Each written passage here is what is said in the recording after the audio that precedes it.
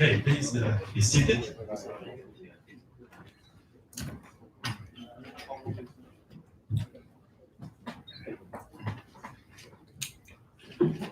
Merry Christmas. It's my great pleasure to introduce today's joint colloquium speaker, Professor Chen Qing.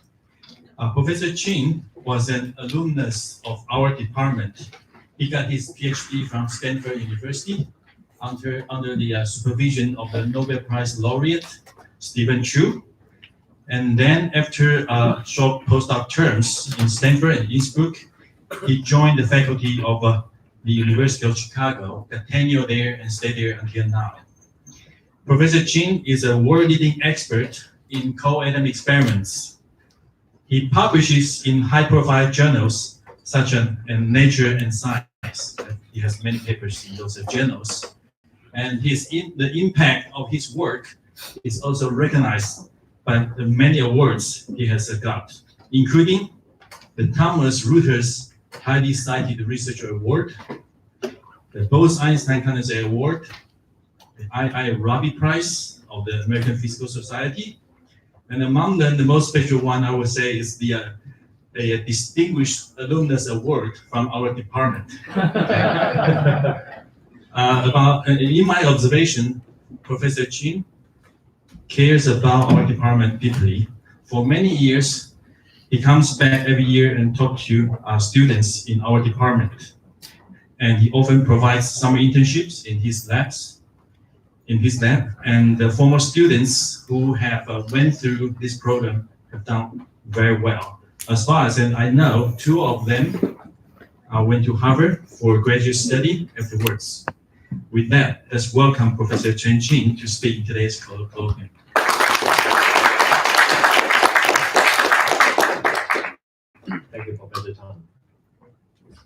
great pleasure to be here again and talk to the my teachers, colleagues, and fellow students. And it'll be good to maybe see first try to see where I can be this close of you.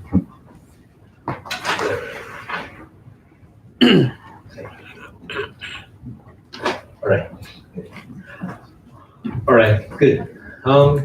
So again, it's my great pleasure to be here to tell you about our recent work. Okay. And today I'd like to have a kind of more broad overview on this pretty active field called quantum simulation, and based on quantum control of atoms at very, very low temperature. I try to convince you there's a lot of kind of exciting kind of results, okay, in this community, and also hold a promise, okay, to reach our ultimate goal to have a full control over kind of complex many-body system. All right, so right here you're seeing this Chicago downtown and next to the Michigan Lake. Okay. And our university is about 15-minute driving distance from downtown on the south side. Okay. And what I will begin with trying to explain to you probably the one direction we're working on quantum simulation, how that is different from the so-called quantum computation, quantum information processing, and so on. So to some extent, I'm going to explain this. Pretty much the same. We are trying to use the quantum system A to simulate quantum system B, okay, for a particular goal. The main difference is here we're trying to focus on kind of typical problem, okay, fundamental problem in physics. Okay. I should try to learn how to use this. All right, good.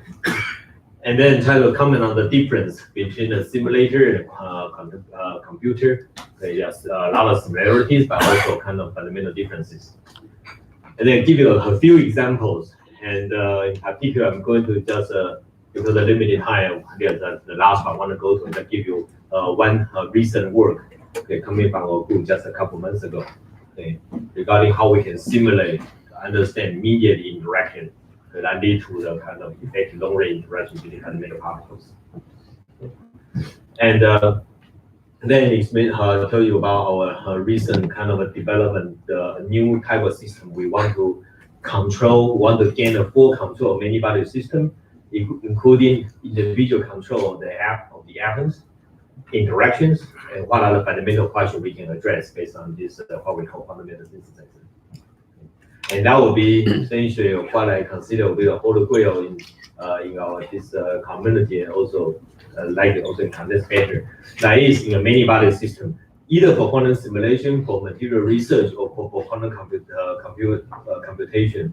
We'd like to be able to gain control down to individual particles to have to realize a particular goal, okay, and based on the kind of coherent evolution, okay, given by the Hamiltonian. So for that, we need to have a kind of full control over the system. All right. So let me start from this what I consider the fundamental difference between quantum simulator and quantum computer. Okay. Originally, this idea came from Richard Feynman, and actually he is more thinking about this just trying to address fundamental issues in physics. For example, let's see how many people are nuclear physicists. Please raise your hand. You are the only one. Okay. Let's say you are this nuclear physics really hard, at least for the rest of us. Okay.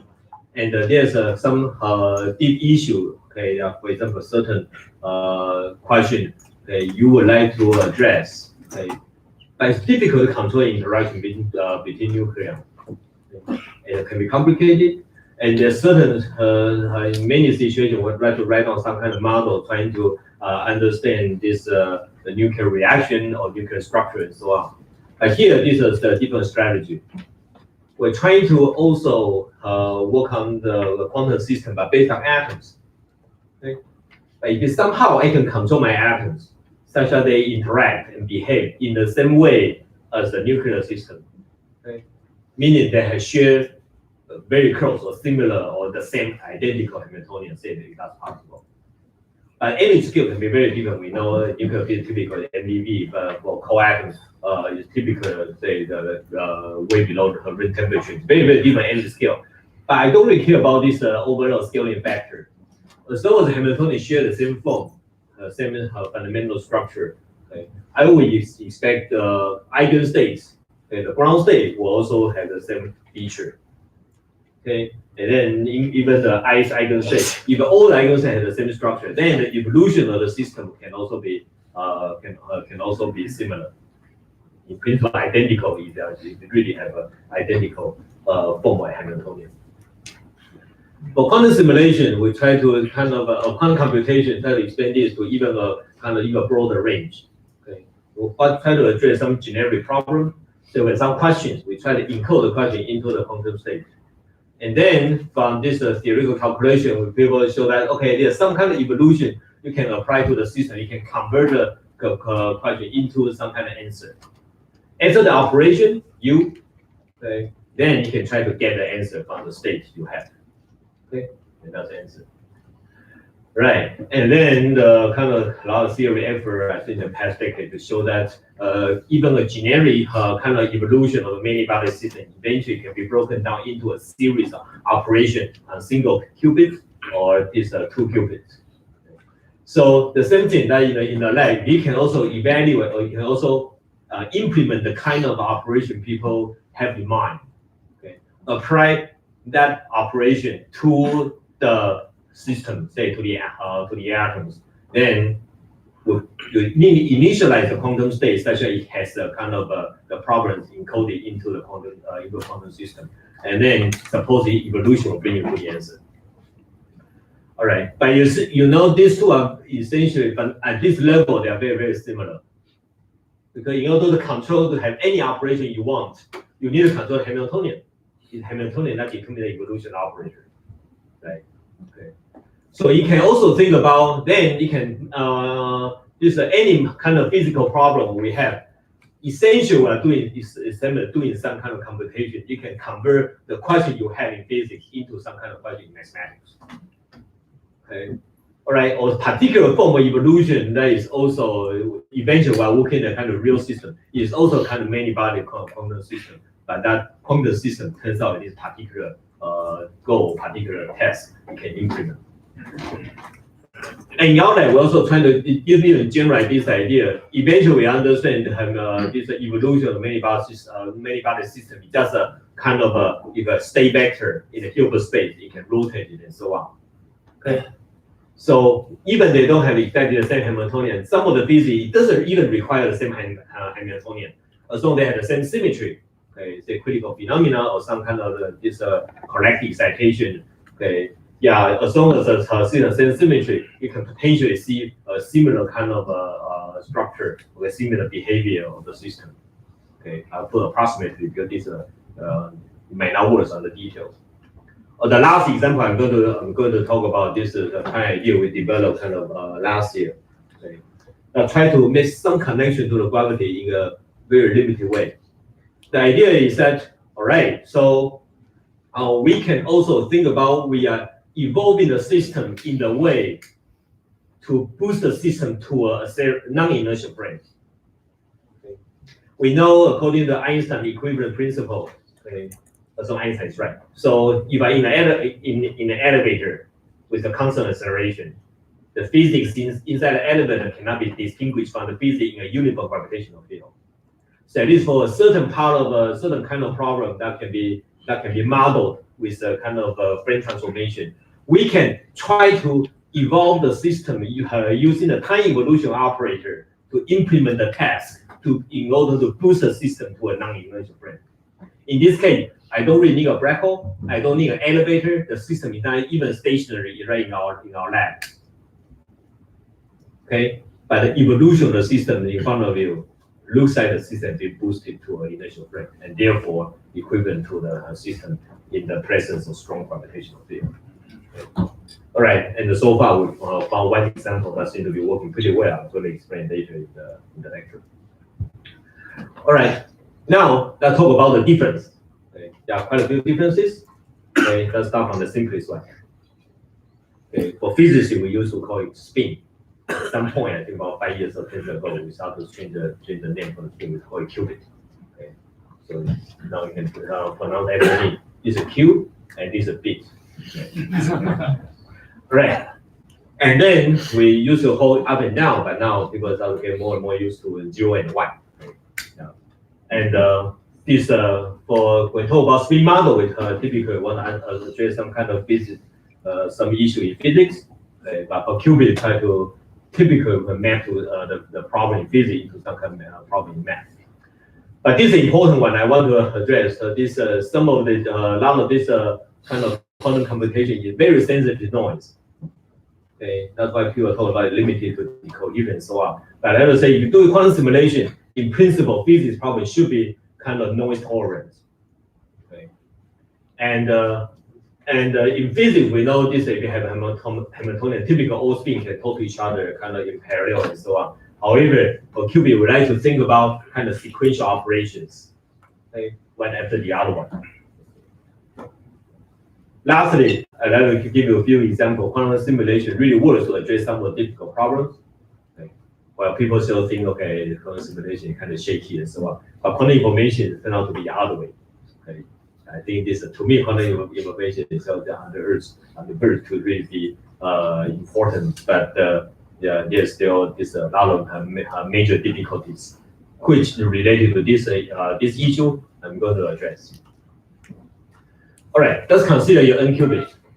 No matter you consider this superconductive circuit, the microwave circuit, and the different kind of platform, or another kind of major kind of this candidate would be say with cold atoms, iron, and so on.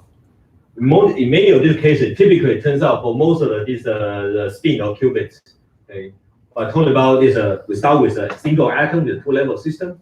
We want to call it up and down, 0 and 1. Okay, it's up to you.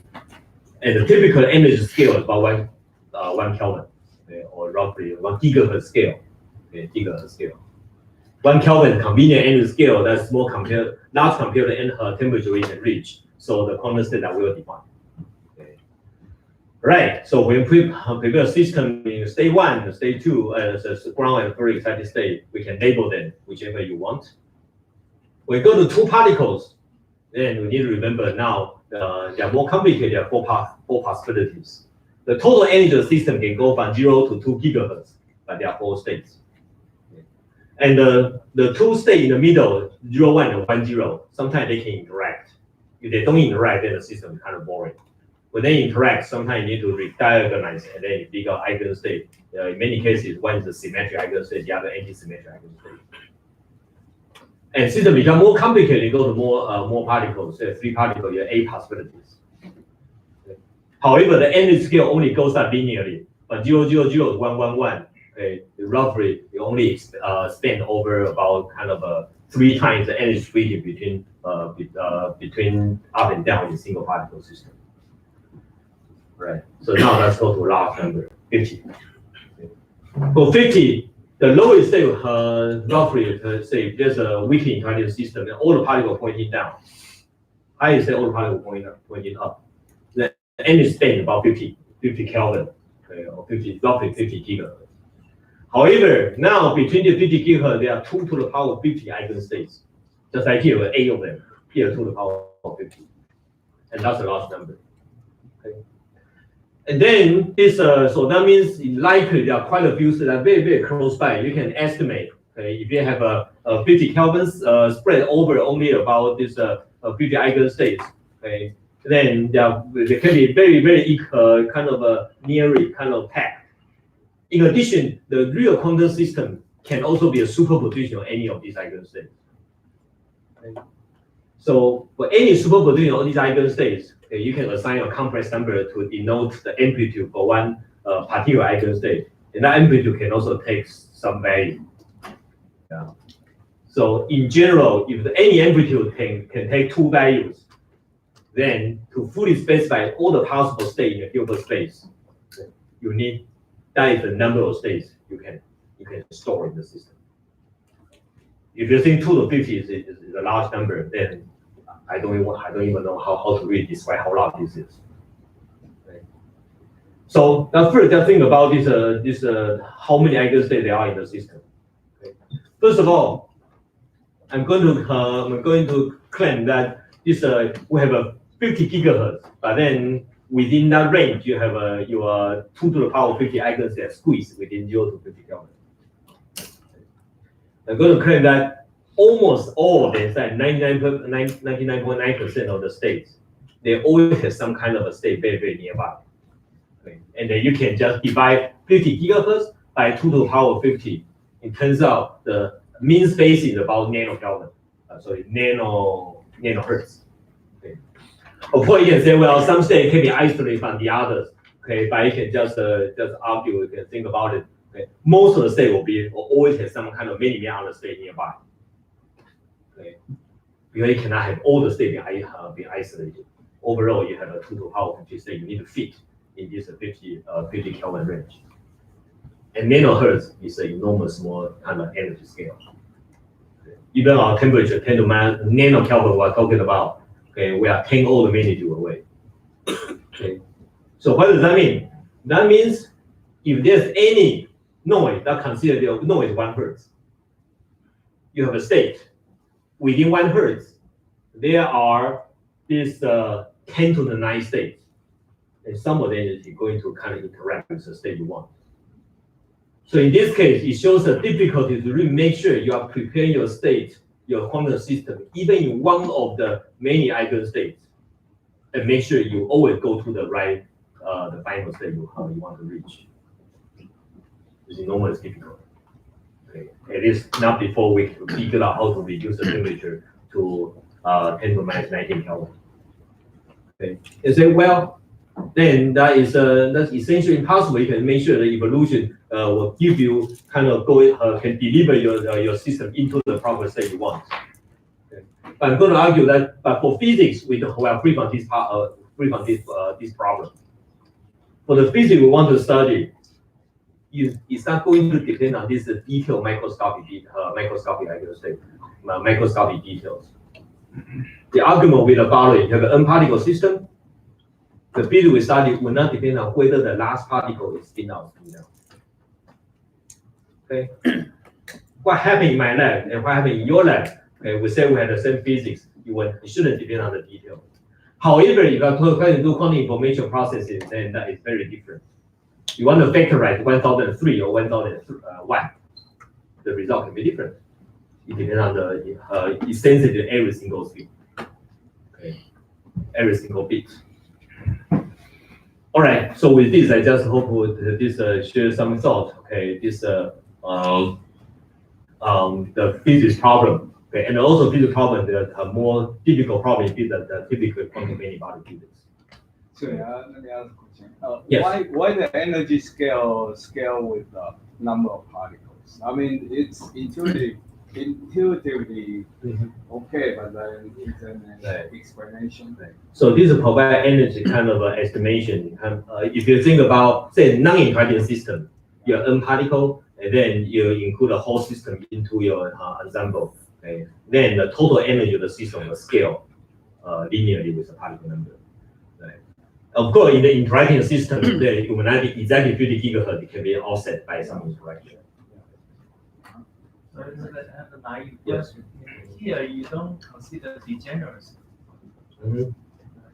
Yeah, Right. So the point is that if it turns out there are any kind of noise, okay, above nanohertz, okay, then the noise can easily break the degeneracy. Okay, the noise is something we cannot control. Okay. Sure, there could be some degenerate, okay, but as long as there's noise, can couple any of the states within that degeneracy before the screen.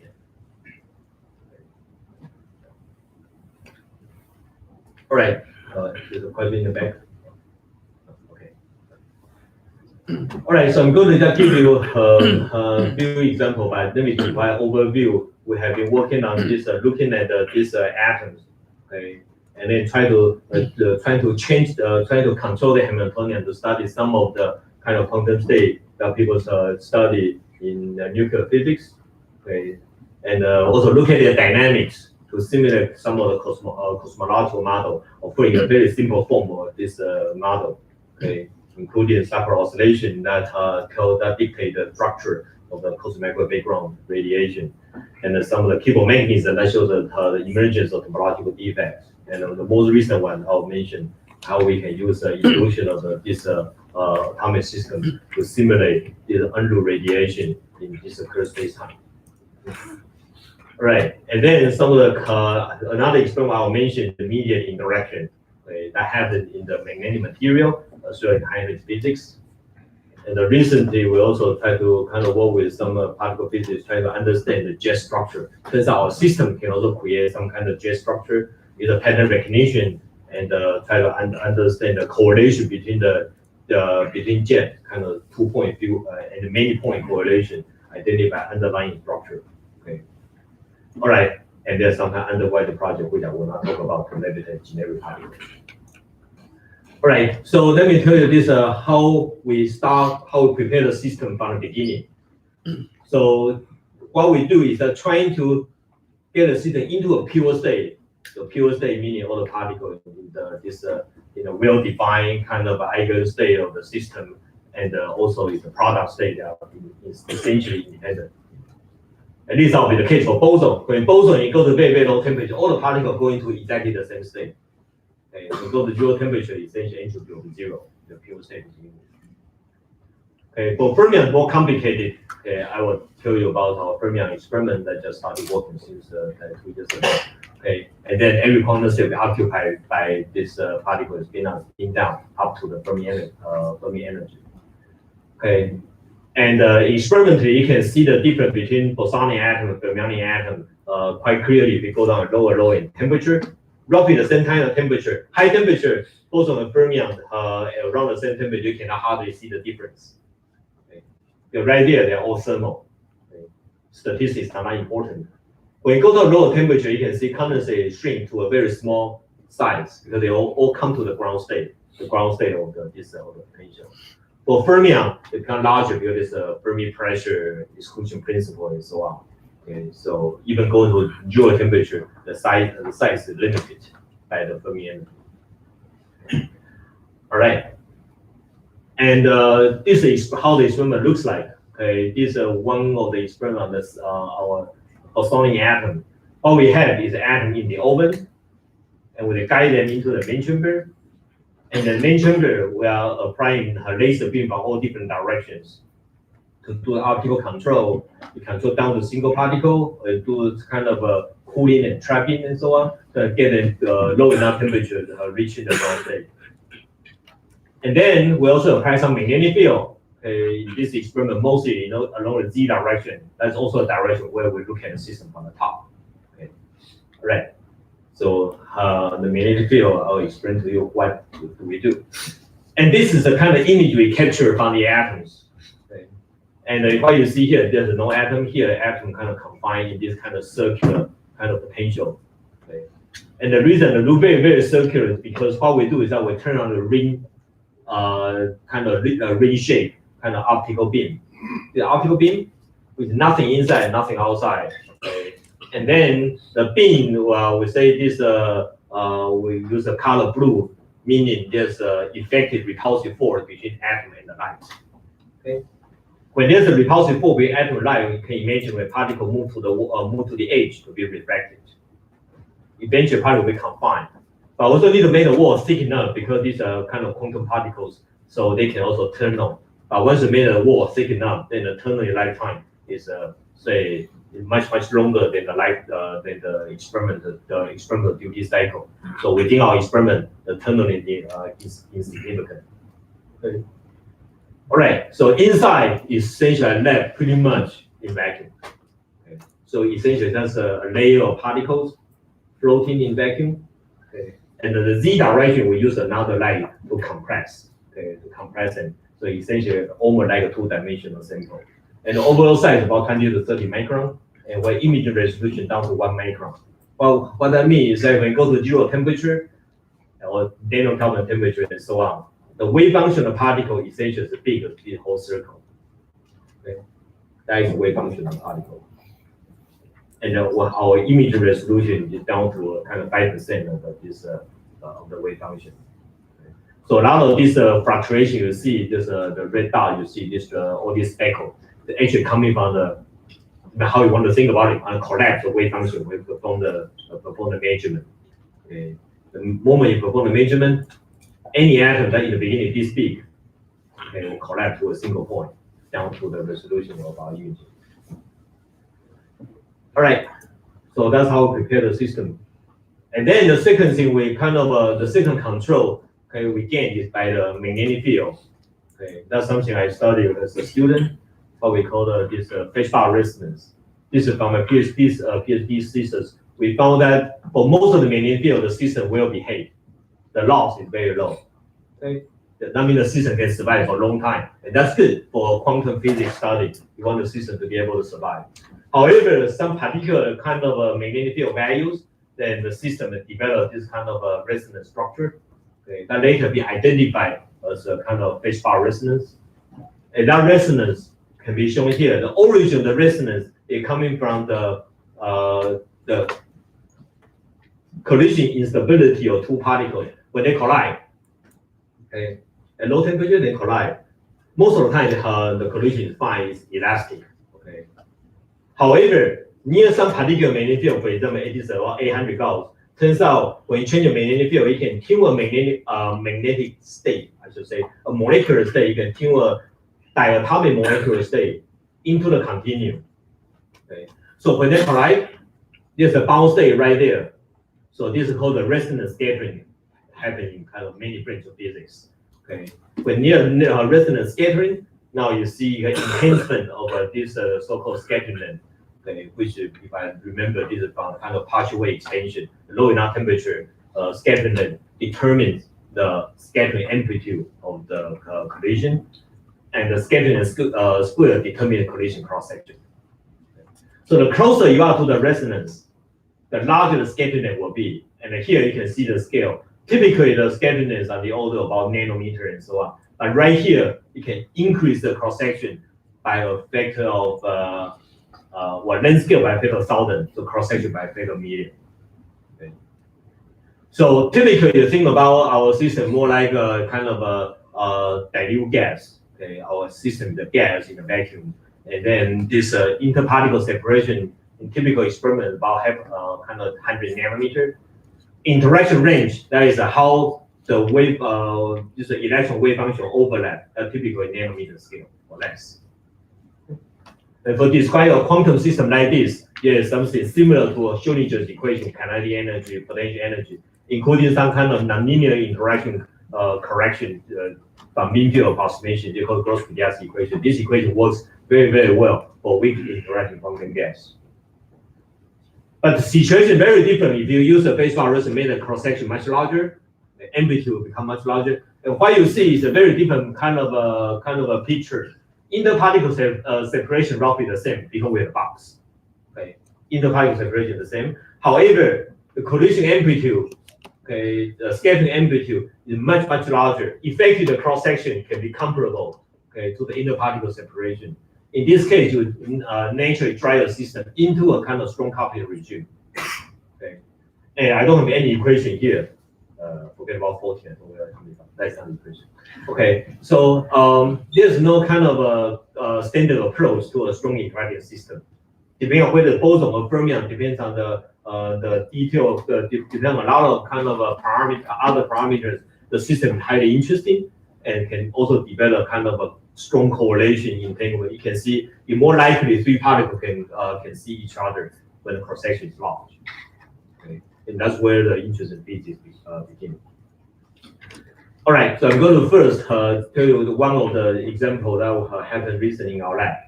Okay, looking into this so-called mediate interaction across physics. All right, so I think we all learned that actually the simple example I kind of miss here is electromagnetic force.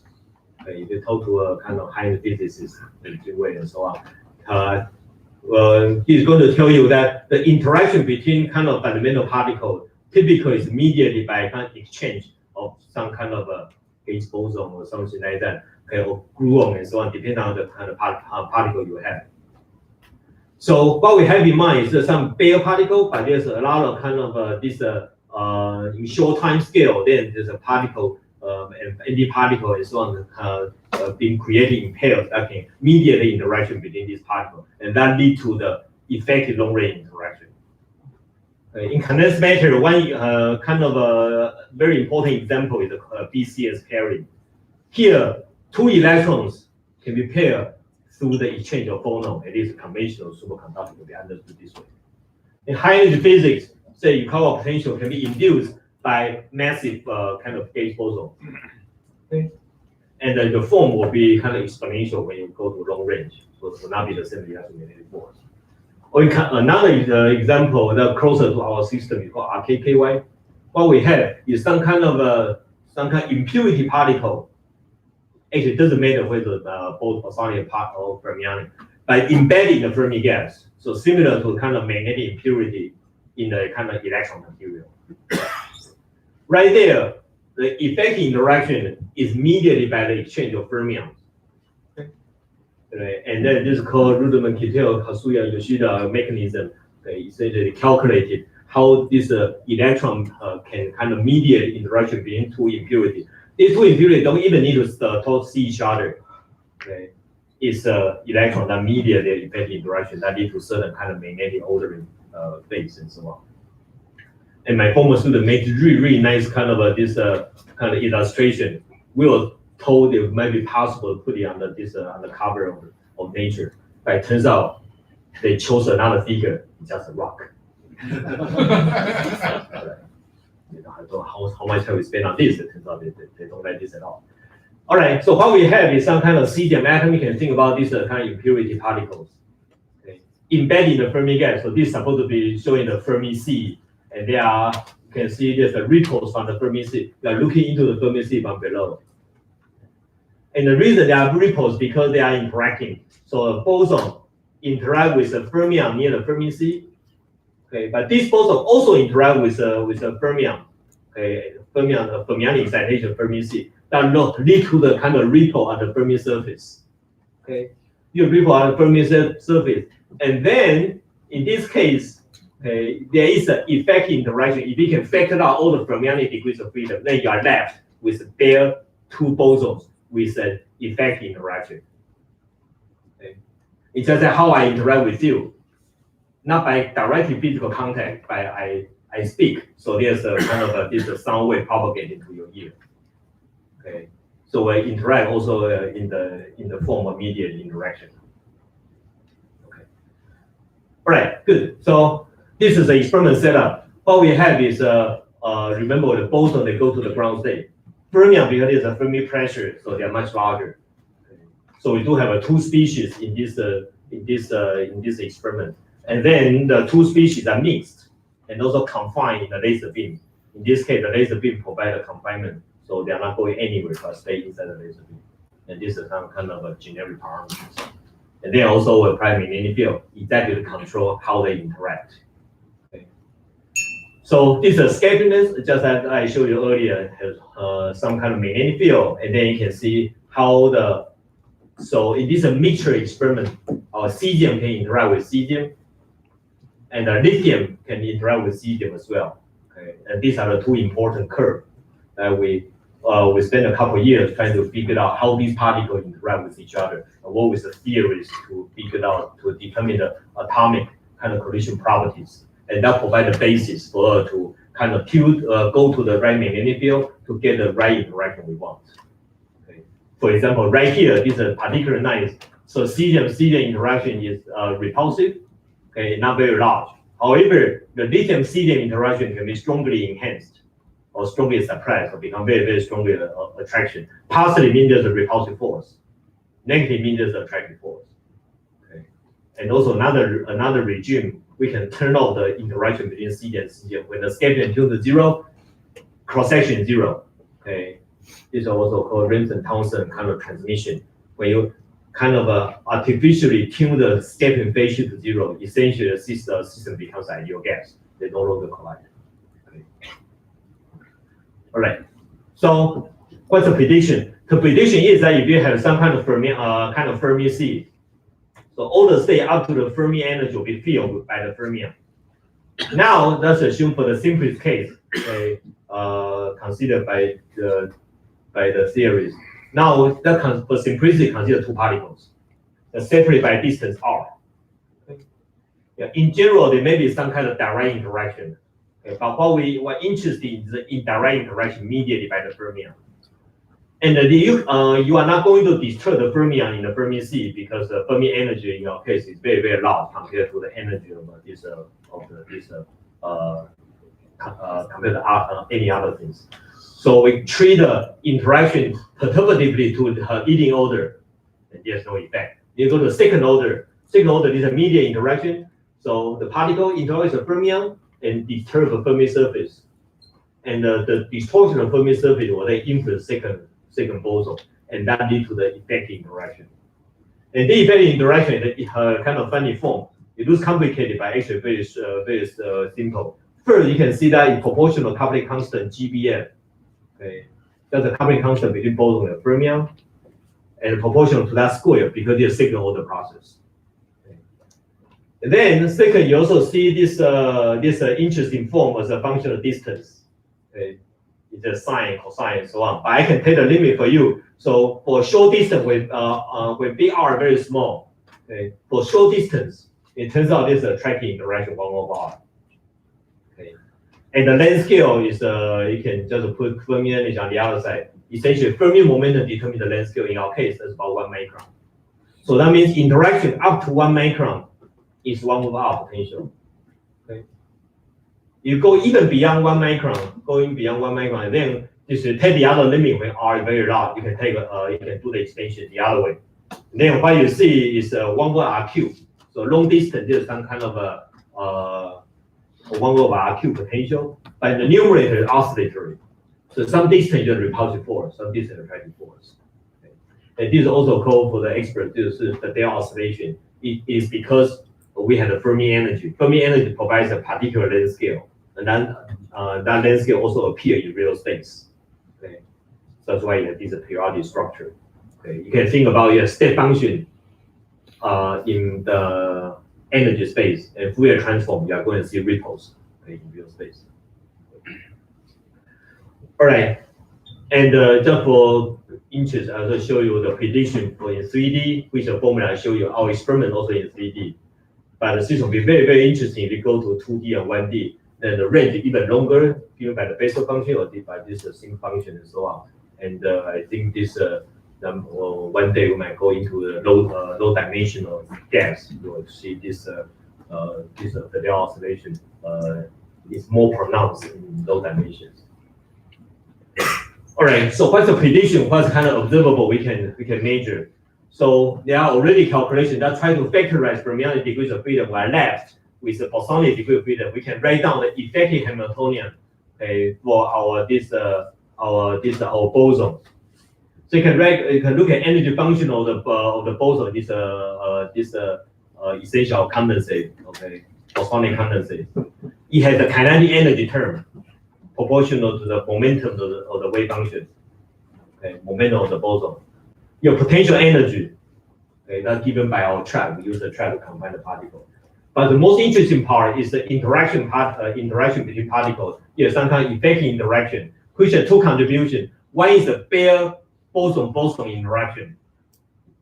Okay, you don't need fermion, just a kind of bare interaction. And then the second term is the mediate interaction. Again, you can see the GBF square because second order process. In proportional fermionic density, for obvious reason, the more fermion you have, then the stronger interaction. But also inversely proportional Fermi energy, which my understanding, remember if you do the second order perturbation theory, perturbation expansion, there's always an energy denominator that tells you the energy difference between your initial state and the intermediate state. Right? So that's why it's the energy denominator is given by the Fermi energy, that's the energy difference between the boson in the ground state and the fermion near the Fermi sea. Finally, there's a coefficient, okay? And then according as far as we know, there are multiple predictions. The three are consistent, one is off by pi cube. Okay? So we are actually motivated by the last paper because that prediction is very, very strong. I'm going to show you which one is right. Okay? So this is so experimentally what we wish to do is trying to see whether there is a negative shift of the energy and whether we have a good enough signal node to determine this parameter C. So how we perform the experiment? Okay. So the Bayer interaction is an effect interaction include both terms. Turns out we found that the best way, okay, to do the experiment. Remember that we have two terms. Okay. One is the Bayer interaction, one is the mediate interaction. We found that the best way trying to reduce the Bayer interaction to zero. If you reduce CDN to zero, then everything you measure is coming from mediate interaction. So we don't need to do any subtraction. We're actually sure we have a contribution by lithium and CDN mixture. Okay. So, and we do the experiment the following way. First, we only prepare the boson without the fermion. With pure boson, okay, we can see the condensate eventually shrink down to very small point. That when you make the interaction weaker and weaker, then boson will kind of eventually condense into smaller and smaller size. Okay, eventually drop to zero. Here is where the scattering reaches zero. There's no interaction, and essentially condensate will collapse to a singular point. Now, the second experiment we can compare with the fermion without the fermion. Okay, so you can do the direct comparison. We repeat the experiment twice. The first time only the boson, the second time boson with fermion. The reason we need to do that because this effect is pretty small for quantum gaps. So the blue line essentially reflects the result from the Bayer boson experiment, and the red data point is a measurement in the presence of the Fermi gas. So you can see a small offset. Okay. A small offset. For example, it should be 20, but now reduced to about 15. Okay. It should be 30, reduced by about 25. Okay. So this is the first time we see such an effect. It's tiny. It's difficult to see. You can also ask, is that important? It's only a small correction. Then you say, well, then just the interaction reduced a little bit. Okay. Just so far, there's nothing particularly interesting. But however, we realize, okay, indeed, if the interaction is reduced by 5% or 10%, it's not important. But this is a constant offset. When you have constant offset, you will be more and more interested in the blue line. If you go down along the blue line, once you're down here, right here, okay, the Bayer interaction is positive, you have the attraction, you have repulsion. But when it's the presence of Fermi gas, if you follow the red line, they become negative. Then they have this attraction. And what is the quantum phase of the system with a kind of attractive effect interaction? Okay, it turns out it's not very clear. Okay, there are some predictions. Okay, so further I show you that this before I move on next slide. From this data point, you see some large error bars. Our error bars are pretty large, but we can determine this conceit 1.7. So remember there are 4 predictions: 1, 1, 1, and pi cube.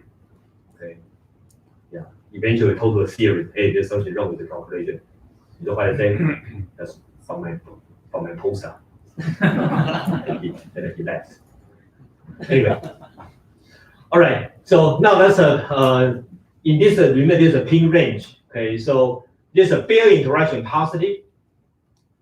Okay, but now if you put a CDN in the Fermi gas in this range, okay, now effect interaction become negative. It turns out what we see is that the kind of stable BEC is broken down into a kind of series of solitons, okay, which actually has been predicted, but it was predicted this not in our system. But this is the first time we've seen kind of a strange kind of a soliton embedded in the Fermi gas. If you go to one side, when the scattering is all positive, okay, then you get a stable BEC. You go to the other side, even the Bayer interaction also become negative. Then we also see this what we understand the regular soliton, just a regular BEC attractive interaction. Okay, but this soliton we believe a different feature is a soliton induced by the kind of presence of the Fermi gas. You know, we're trying to do more study here. For example, try to see whether there are some kind of long-range interaction. All right, now let me move on to the last topic. Okay, I think I need to show my time. It's still got 15 minutes. Okay, all right, good. Okay. Now I'm going to show you this the new experiment we're building. Okay, in the past 2 years. Okay. Essentially, we want to put this idea, we want to be able to control a Hamiltonian many-body system, okay, and hopefully down to single particle level. Okay. So kind of, if you are familiar with our field, this design is pretty novel. Okay, it's now we want to get everything stabilized to be able to address single particles. We need to get the stability down to about 10 nanometer in the gas. Okay, so you can trace kind of dynamics and position, okay, of every single particle in the many-body system. This is some preliminary results. We no longer want to have a kind of lattice that coming from interference of laser beams. We want to create a lattice, say 5 by 6, arbitrary size of the lattice. So there's a well-defined edge. Okay, that you can put in any kind of a defect. This we put in a defect ourselves. I want to have some defect here. Okay, or want to pattern in some particular form. Maybe one day you can somehow make an argument that can simulate some kind of electron orbital in some kind of planar molecules. Okay, but this is preliminary. Another kind of long-term kind of this application is trying to localize, say, fermionic atoms with spin in the lattice, in this kind of engineer our lattice, and then use another particle to introduce, for example, bring the red particle interact with this particle, interact with the other particle, and then you can directly induce a kind of entanglement between these two particles just by the red particle moving around. Okay. Right. But here I'm going to address two fundamental issues. Okay, I'd like to talk about. Okay, that's why I think kind of big kind of question. Okay, at the interface between these very big topics. Okay, gravity, quantum mechanics, and then this some of the students might listen to my kind of discussion this morning. Okay, this is some of the issue. Okay, we'd like to address across the boundary here. And some of the issue between quantum mechanics and statistical mechanics. All right, so just quickly mention between these two, I'm not so ambitious to kind of address quantum gravity, okay? But however, I think this we all know this. This is a major fundamental issue in physics, okay? And one approach taken by Stephen Hawking is trying to introduce quantum mechanics as a perturbation into a gravitational system. At least we'll see what happens. We can make some prediction whether you can see quantum effect near a gravitational field, or you can see reversely how about you see some gravitational effect into quantum mechanics. Okay. Or it needs a GR. That's I think both are very difficult. I'm going to tell you this. What this Hawking developed this idea of black hole evaporation. Okay, for any kind of sizable black hole we can see, that evaporation is extremely weak, extremely small. It's impossible. Okay, for us to see. But with some idea how to simulate that effect, not based on a real black hole, okay, but based on the idea of quantum simulation. Here's the idea. Let's start with a quantum state described by some kind of state vector, okay, in the Hilbert space. For simplicity, let's consider Hilbert space as a three-dimensional Hilbert space. Okay, right, and then instead of trying to go to the black hole, which I don't have. Okay, yeah, I'll be happy to. Somebody can let me one. However, what I could do is that I can perform the frame transformation. Okay. And according to the theory, people have worked out how to make a frame transformation going from an inertial frame to a non-inertial frame. And then if you also believe Einstein is right, okay, we believe this in a kind of a non-inertial frame, the physics should be the same as the physics in the curved spacetime. Meaning in a non-inertial frame, okay, then this essentially the particle behaves, say, kind of in this free space, okay, right? Or this your acceleration higher than the gravity, then you'll feel the gravity going in the opposite way. Okay, right. So in this case, when we do the frame transformation, the state vector doesn't change; it just changes to a new basis, and that's exactly what the unitary operator is doing. It's changing the kind of coordinate. In quantum mechanics, we also learn about how the state will evolve. Okay, the state will evolve. You can say, well, now my frame doesn't change. I'm doing experiment in the inertial frame. Okay, but my state is rotating according to Hamiltonian, according to the unitary operator, the time evolution operator, which is dictated by the Hamiltonian. In this case, the state is changing, and the base is not changing. But we know eventually the measurement, any measurement is just how the state projected to different bases. So the relative angle is the same. It doesn't matter whether the state is changing or if the vector is changing. the result will be the same. That's why there's a Heisenberg picture and the Schrödinger picture.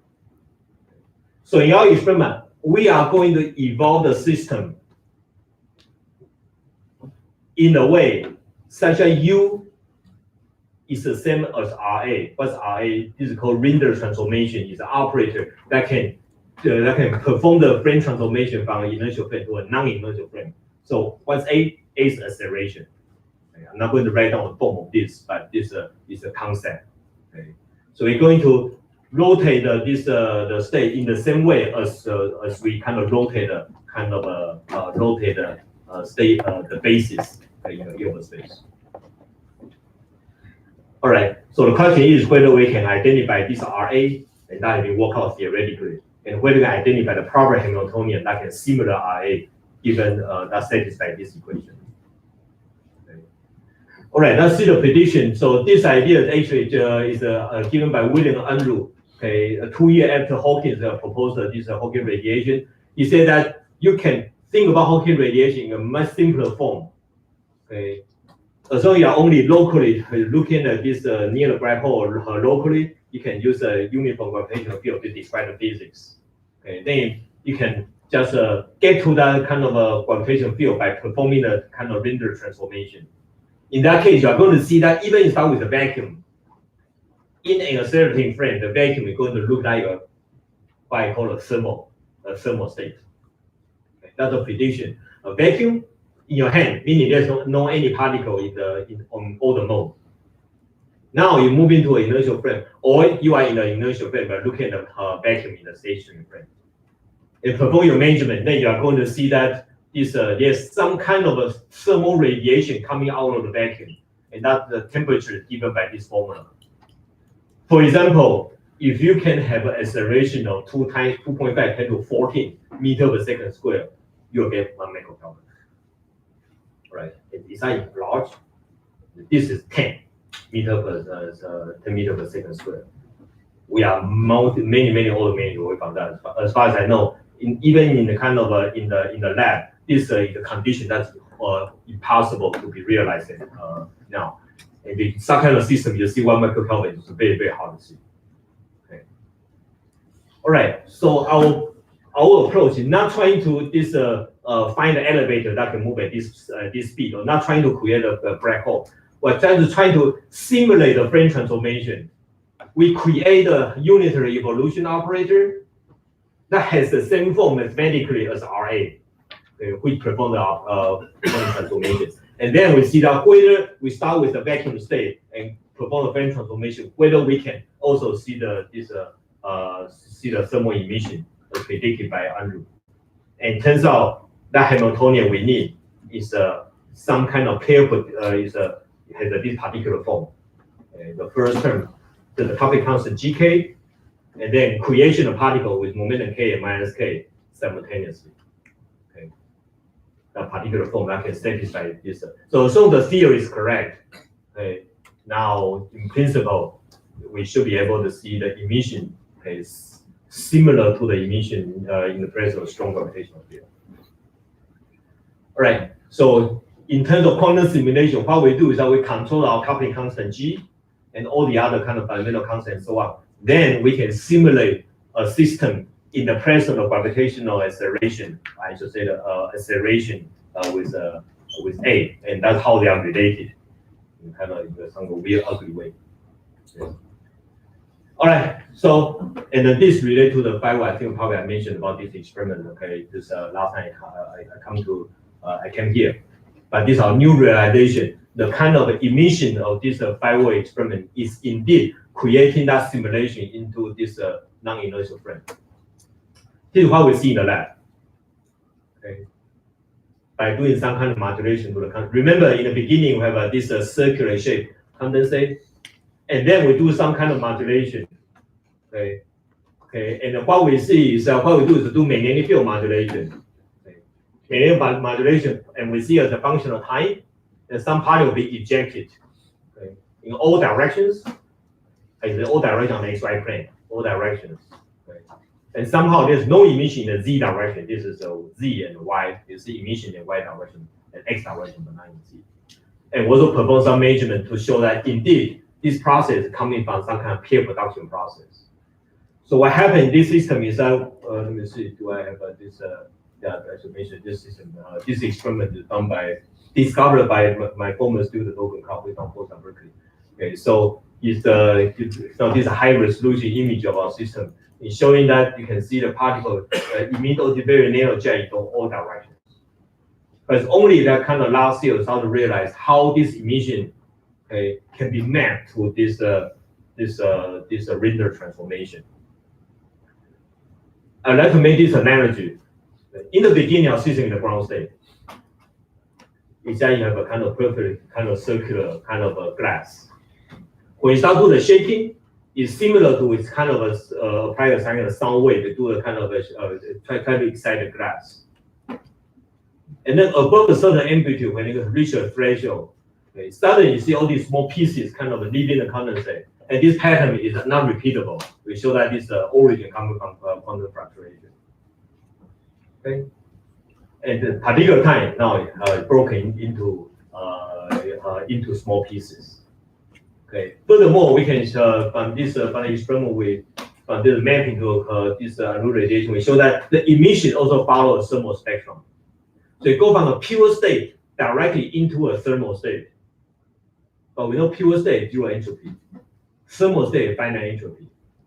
Okay, and we also believe the system quantum mechanical. And there's a problem. Okay. The problem is any quantum mechanical process in principle should preserve entropy. Entropy should not even increase. Right? They said, well, the entropy shouldn't increase, but then how about the glass? Glass broken into a lot of pieces. You know, it is irreversible. The entropy must increase. And also same here. If you try to, we can also evaluate entropy. We can try to propose statistics to see how many particles being injected, what is the fluctuation. You can put in this the formula for n log the n and so on. Then you can evaluate the entropy of system. You're also going to see a large entropy. But we also believe it's a quantum mechanical.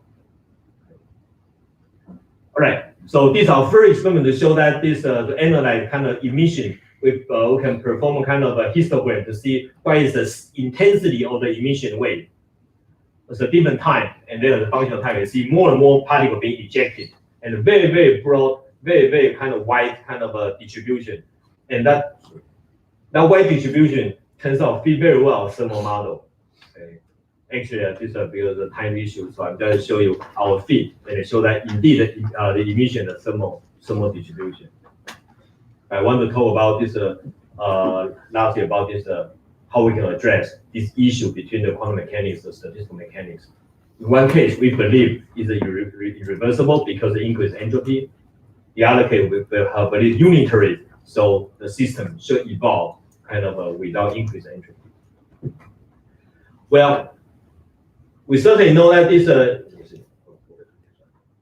So you know this in a complex system. It's very, very difficult to reverse. Most of the time, we talk about a reversible process. We talk about fundamental interaction between two or few particles. Okay. So why can we reverse evolution of complex system?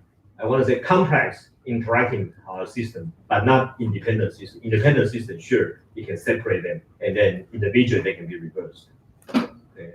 But why can we reverse the evolution of complex system? Or is there any fundamental reason that cannot be done? That's why we had the second law of thermodynamics. So, and what will be our idea to approach this problem? This is exactly how we can control the Hamiltonian. Let me show you this the basic idea is the following. We start with the initial state phi 0 and particular Hamiltonian. How we can try our best, pure state with a zero entropy and so on, and then we control Hamiltonian with the magnetic field with a laser light do the best we can. But we know what, no matter how we do, when the system evolves, for example, that experiment I show you can kind of can break the BEC into kind of hundreds of pieces. We know entropy will increase. Then what else can we do? Now I'm going to apply another Hamiltonian, but this time this Hamiltonian is not H, it's minus H. If we can generate the second Hamiltonian to be exactly the opposite sign as the first Hamiltonian, then evolution operator will cancel each other. So that means after kind of this 2 tau, okay, the wave function will go back to the initial wave function. So if you apply the first Hamiltonian to break the glass into 100 pieces, the second Hamiltonian, all you need just one minor sign. You bring all the pieces together, give you a perfect graph. Can that happen? Well, no, of course, in real life, we know that doesn't happen. But this is, well, I guess co-atom also real life. But this is a very well isolated system, and we can control the Hamiltonian and show how much we can get. So if that's possible, then you see the entropy increases in the first path. So I would say if both theorems are right, second law and also unitarity of evolution, that means entropy will measure is just some kind of effective classical entropy. Because essentially there's an entanglement and so on, all being ignored in the classical description of this many body physics. All right, so how we perform experiment? We do the following. This is how we kind of shake. You can think about it, how we use a speakerphone to generate a sound wave to excite the glass. When you excite the glass too much, you'll break. Okay, and our amplitude indeed is very large. You can see the 5-volt emission. Okay, but after some time, about 4 milliseconds. Okay, about 4 milliseconds, you can also see from here. First, look at the blue column. Okay, you can see now it started to emit more and more particles in all directions, get stronger and stronger. That's if you have alpha equal to 0. That means it's a sine omega t on the left hand side, and also sine omega t on the right hand side. That means continuous oscillation. You do continuous oscillation, then you will see more and more particles being the glass is broken into smaller and smaller, more and more small pieces. However, if I can change alpha, for example, alpha equal to 0 is the blue line. Now I change alpha to this is 120 degrees, 180 degrees. Why 180 degrees? You know, sine omega t plus 180 degrees is minus sine omega t. Okay, so it's essentially we change the phase and then try to introduce a minus sign, and then we see how much how the system evolve. So instead of following this blue line, we do see a little bit suppression, and just to convince you, even by naked eyes, you can see that if you look at the blue one starting from here, there's some reversal. 4.68 is here,